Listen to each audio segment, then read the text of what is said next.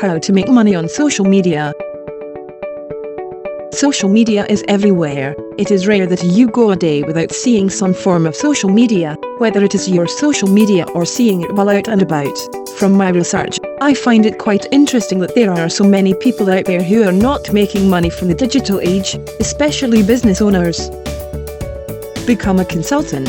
A lot of you will use social media every day. As a result, you will be very knowledgeable about the platforms. On the flip side, many business owners do not have a clue about socials. Therefore, why not ask them if they want you to manage their accounts for a monthly fee?